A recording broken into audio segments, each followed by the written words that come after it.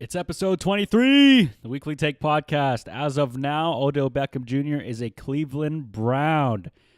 Let's jump right into this. It's episode 23. I'm your host, Dominic Joseph, and today we got a lot actually going on in the NFL world. A lot of people thought it was the transition time for NBA, but it's the complete opposite. NBA and NFL like to do this like fist fight match where they're saying, I'm more popular right now. I'm more popular right now. So right now, the NFL is kind of taking over. Yes, the NBA has some headlines we will get to. And there was some hooks thrown in the NBA, and we will definitely talk about that. We got verbal hooks and actual hooks.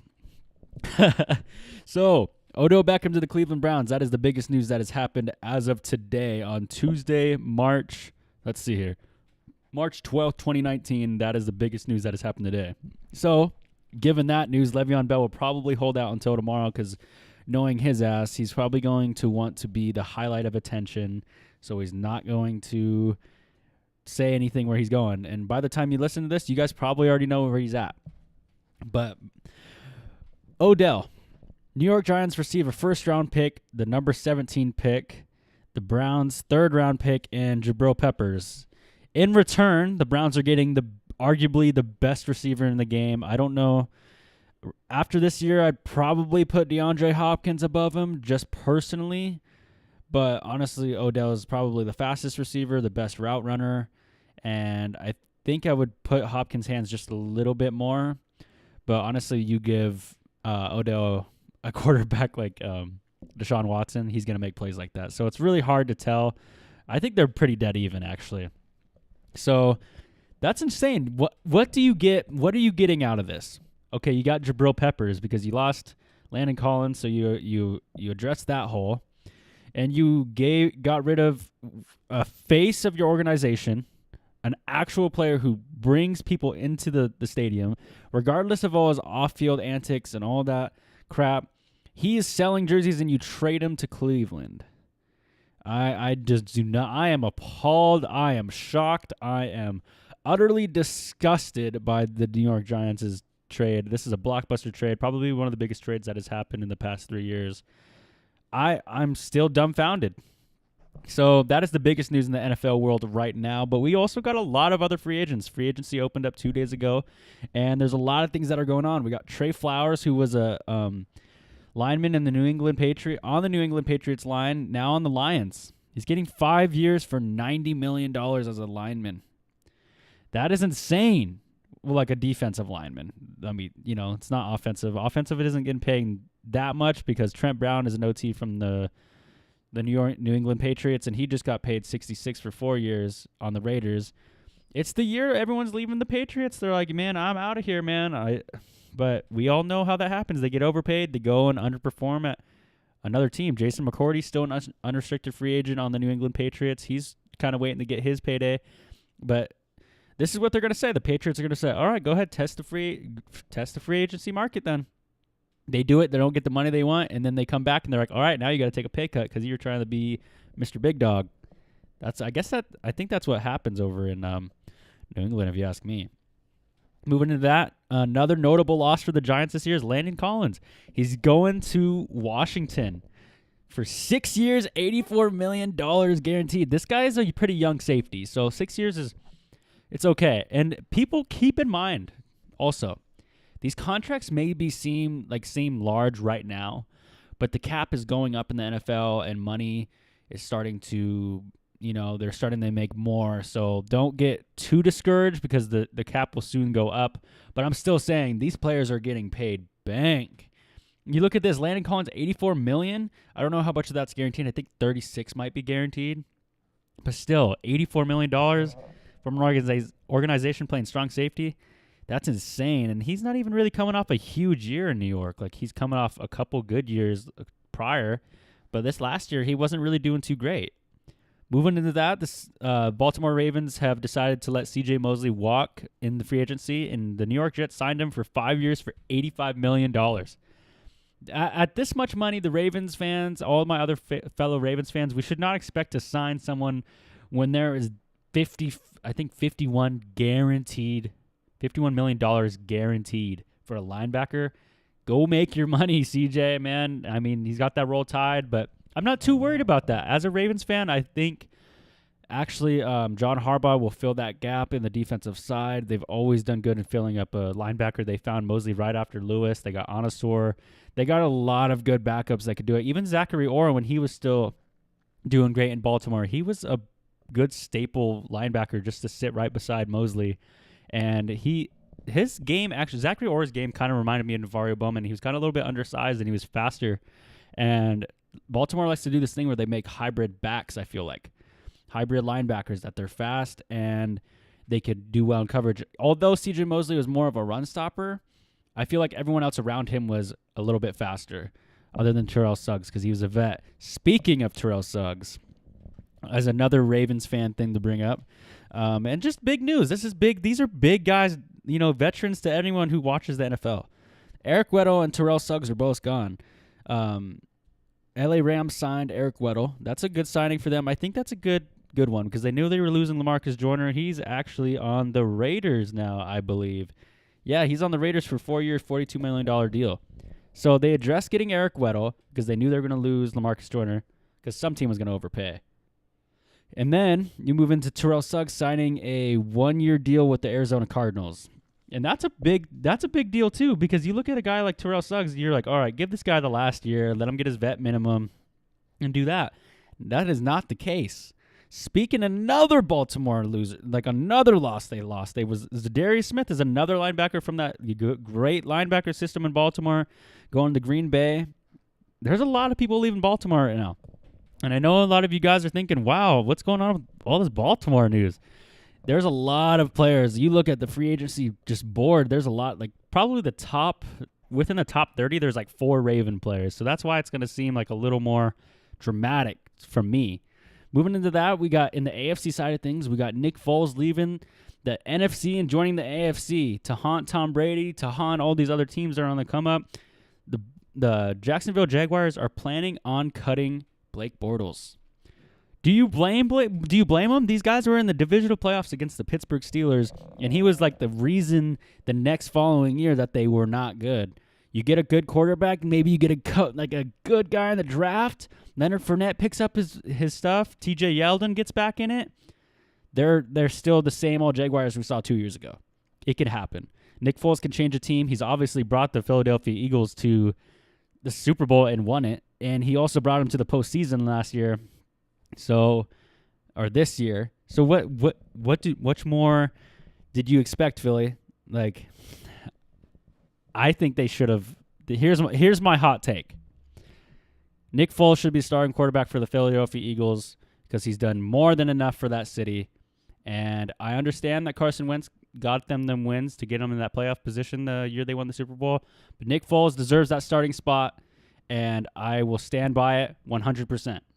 And if someone wants to argue and change my opinion, you guys can come on the show, message me, do whatever you want. But I think Nick Foles should be the starting quarterback of the Eagles. But I am glad he got the starting spot in Jacksonville, and Philly didn't tiptoe around him. Oh, we want you.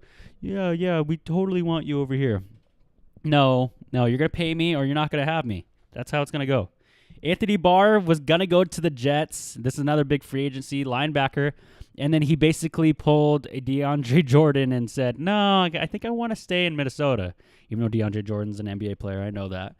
But he's staying there for 5 years, $67. Not $67, $67.5 million. I don't think anyone in that league would play for $67 with all the risks and all the things you have to worry about. It's not worth it. Another safety type of thing, we got Tyrann Mathieu going to the Kansas City Chiefs for 3 years, $42 million, $21 million guaranteed. This is going to help the Kansas City Chiefs. Tyrann Mathieu, Eric Berry. You look at Washington, they got Clinton Dix, Landon Collins. There's some good safety duos in the NFL right now, and people got to watch out for this kind of stuff. And if Earl goes to any other team with a solid safety, that could be Earl goes to the Ravens with Tony Jefferson. That could be a good deal. He goes to Dallas. He'd probably be the main guy over there. There's a lot of big safeties floating around right now, and safeties do not want to get paid cheaply. So the big free agents we're actually waiting on right now, as of 9:46 p.m., We got Le'Veon Bell, who is still yet to decide on where he's going to go. Earl Thomas, we have to wait on him. Ndamukong Suh, Ronald Derby, Golden Tate, Tevin Coleman. That's a big one. A lot of people are like, oh, Tevin Coleman, oh, whatever. But he's been stepping up to the plate in Atlanta, been doing everything for them and more. Devontae Freeman's like, I'm hurt, and then Tevin Coleman comes in and he starts and he gets some solid points. He gives them good points out of the backfield, and then he also is a good player to just catch passes. He's a very good, versatile running back, but that is definitely going to be – there's definitely going to be more running backs like that in the draft this year. So maybe that will affect his money a little bit, but there's a lot of players left on here. There's KJ Wright. Mark Ingram still has to decide. There's some good players. Brent Urban, another Raven. And breaking news, Cole Beasley from the Dallas Cowboys is going to Buffalo. This is I did not expect this guy to get the deal he did. I know it was a lot of money. I did not write that down.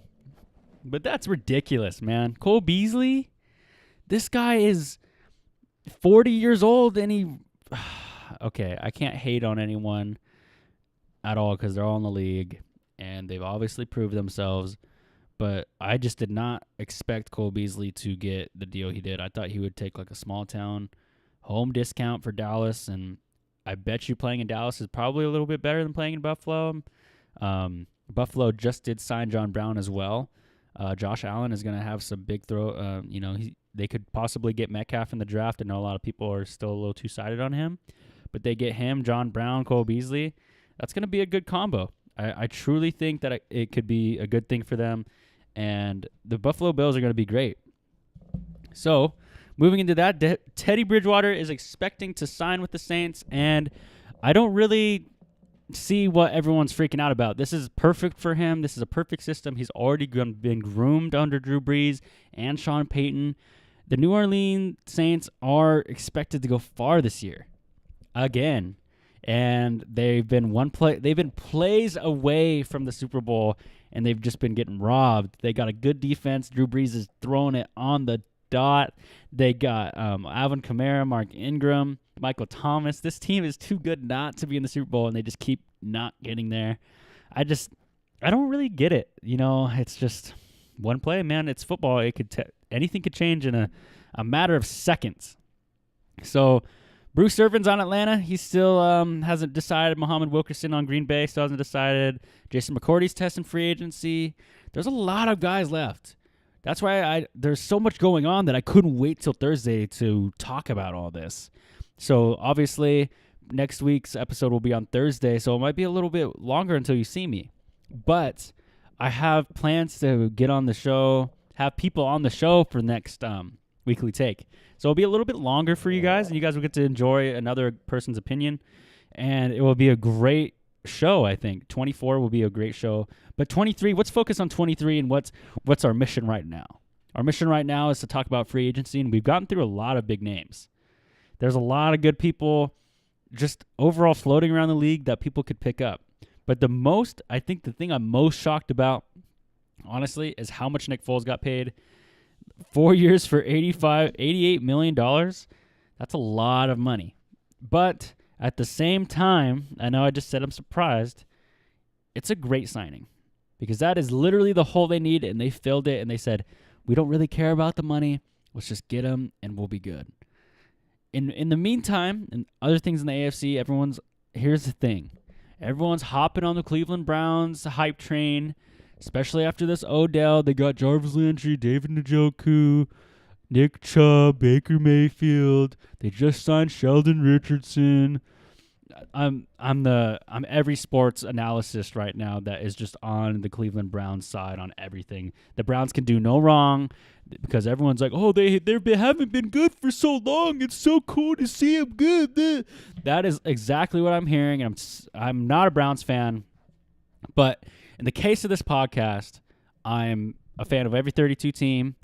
I may lean a little bit towards Baltimore. I may talk about it a little more, but I'm going to stay legit and let you guys know my true opinion. The AFC North should be scared. That is a stacked-ass offense, and their defense is getting better. So in that case, yes, Cleveland is the hype is real, but I don't believe it until I see it. because Cleveland, last year was like, oh, well, they're going to get 10 wins. And what they get, like 8? Yeah, I know that's 2 wins away. But, hey, I want to believe it. I mean, I want to see it to believe it. I'm that kind of guy in the NFL. Even with the Ravens this year, we lost a lot of players.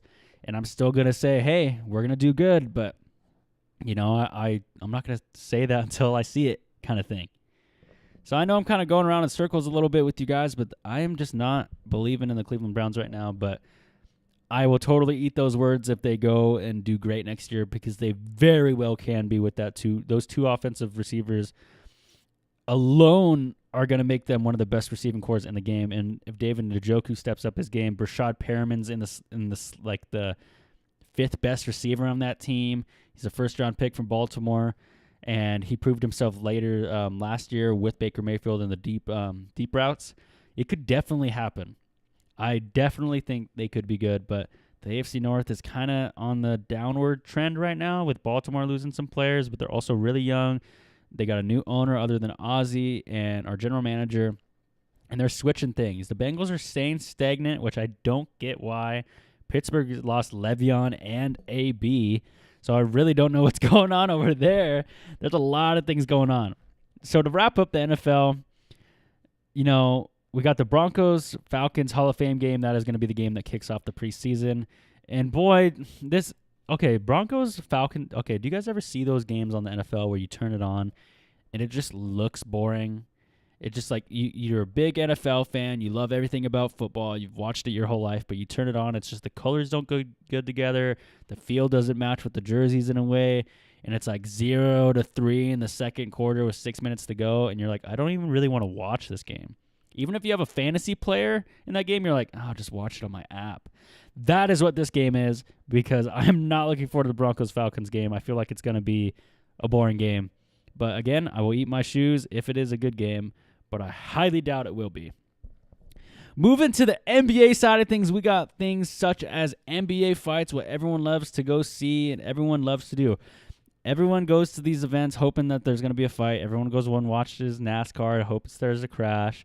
You're not innocent, so quit trying to say you are, because low-key, that's what we're all kind of thinking. Or maybe it's just me, because sometimes I hope there's a fight because it's a little entertaining. I mean, I hope I don't get punched by one of them, but it's pretty entertaining to go watch it. Ibaka gets into another fight against Marquise Chris in Cleveland. Ibaka has been known to get in a lot of fights. I do not know what his problem is, really, when it comes to just maybe he has a short temper. Maybe they just like to pick on Ibaka or something. Maybe it's still like lingering over him that they lost in the finals against LeBron with that OKC run with James Harden, Russell Westbrook, and KD. I don't really get it.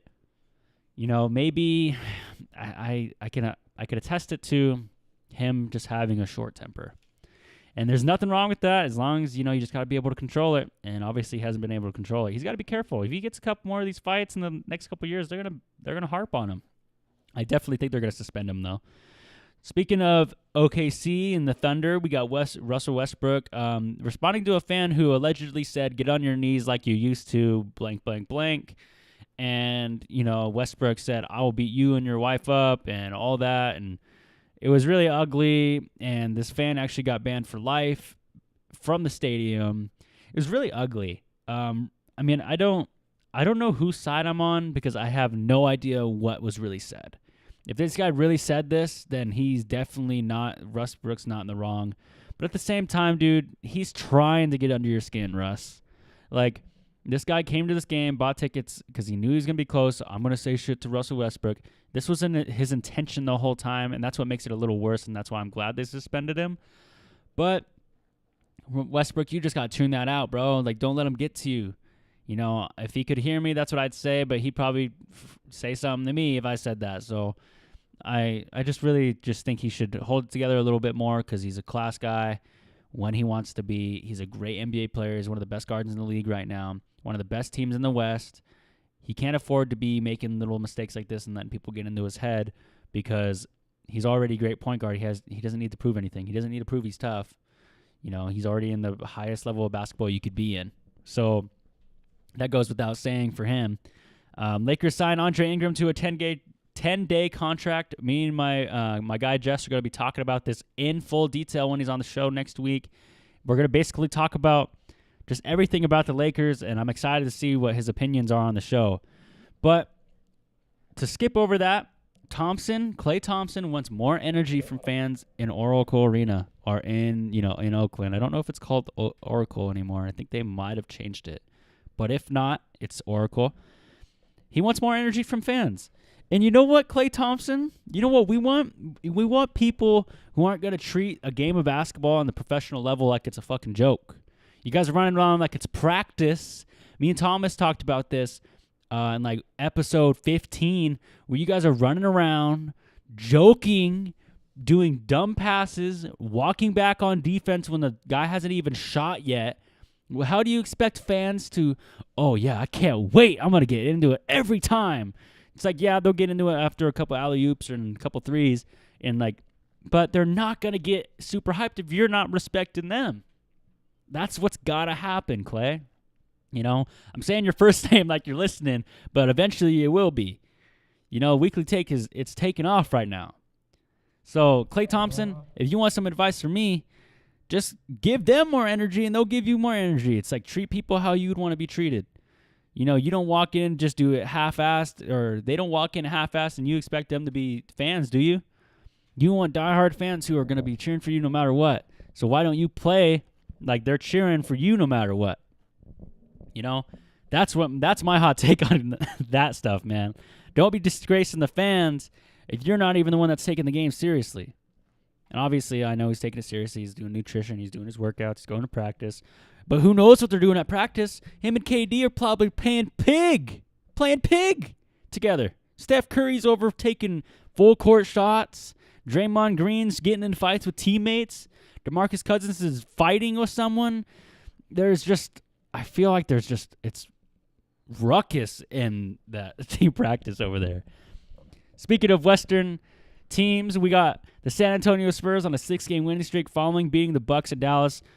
This team could beat anyone in the league except for maybe the Warriors in a 7-game series. And there isn't really any other team other than probably OKC that I'm really worried about, and the Rockets probably as a Spurs fan. But as for the sake of this podcast, the Spurs could go probably past the first round, honestly, and they'll probably run into someone if the playoffs ended today, the San Antonio Spurs would be the 7th seed and the Denver Nuggets would be the 2nd seed.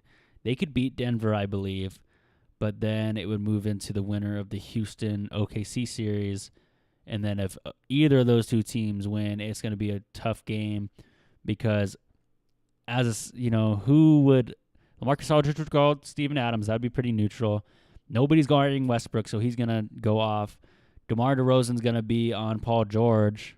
And where do you go from there? Nerlens Noel is a good guy they have on OKC. They got Dennis Schroeder who could shoot. We don't really have that great of perimeter defenders as the Spurs right now. We got Marco Belinelli, but there's a lot of things going on, man. There's a lot of mismatches, and we have no answer for James Harden if we play them. Clint Capella is very fast.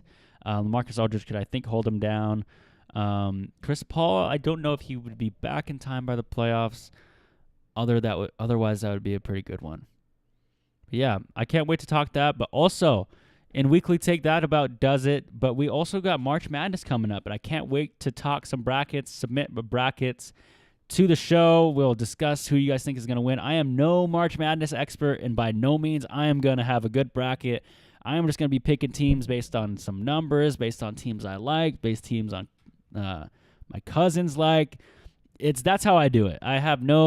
I'm not going to the drawing board for hours on hours to do the March Madness bracket. I basically do like 2, and I just hope for the best. And I do all right. I mean, I get like about 60% of the first rounds right.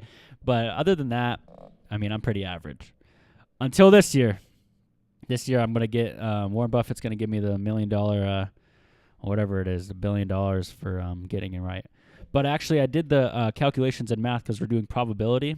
I know this is really nerd-like, but it's 4,900,000,000. It's like the number is 4 billion. Let's just say that I'm not going to mess up on all the other words. But the chances of you getting a perfect bracket are insane because you got to times that by the amount of teams there are and the amount of probability. And that's not even like counting like all the transverse properties of everyone and what they do. This guy didn't get enough sleep. Like some, in advance, like calculus kind of stuff, you got to like calculate that kind of stuff. But we just did the bare minimum and it's like 4 billion.